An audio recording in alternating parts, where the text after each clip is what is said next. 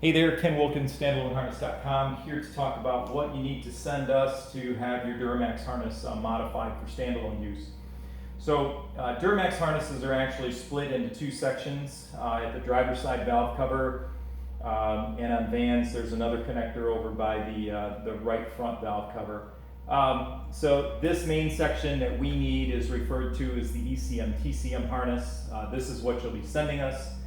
As far as the harness that spiders over the motor and hits all of the injectors and other sensors, cam, crank, map, and so on, you can keep that on the motor. There's no need to remove it. However, if you do want our off-menu refresh service that we offer for $300, we will completely peel and degrease this harness. We'll remove any circuits that you ask us to, and we'll recover it in high-temp convoluted tubing and tape for a fresh and brand new look. So if you're doing a show type build and you want that refresh, we do offer that. But 90% of the time, this harness is not needed to come along with your ECM TCM harness. So back to the ECM TCM harness. We call it that because it's what plugs into the ECM and the TCM. In this particular case, it is a LBZ harness. But all of the Duramax harnesses are the same. They will always have your ECM connectors, whether it's LB7, LLY, LBZ, LMM. They'll always have an ECM connector. If it's an Allison automatic transmission, or in the case of a van harness, a 4L85E, there will be a TCM connector on the harness. So you're going to disconnect your modules, and I'm going to refer you to www.dmaxswap.com. They're also linked on my website. They handle all of my Duramax tuning for me. Just contact them directly with tune questions. So if you're dismantling the vehicle, you're going to disconnect the underhood fuse block on the driver's side, and there are 3 other additional connectors under that fuse block. You'll disconnect those. You'll disconnect the main cables. And then over by the brake master cylinder, you're going to find this little connector is attached to a 30-inch cable that runs to the accelerator pedal. You're going to want to keep that short accelerator pedal jumper harness, and also keep the pedal on your end. There's no reason that we need it here.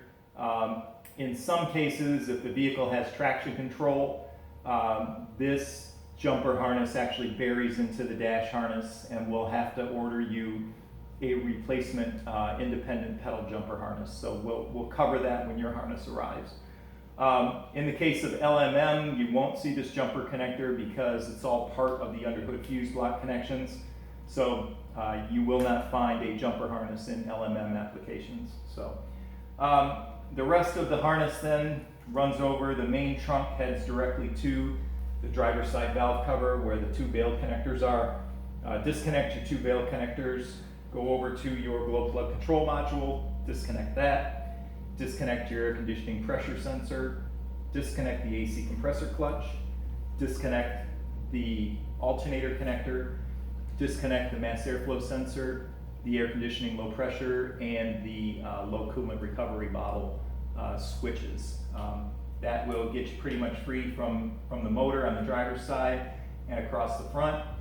This goes down to the passenger side motor mounts, where you'll find the 2 grounds there. You'll disconnect those 2 grounds, and then you'll disconnect the starter solenoid control wire.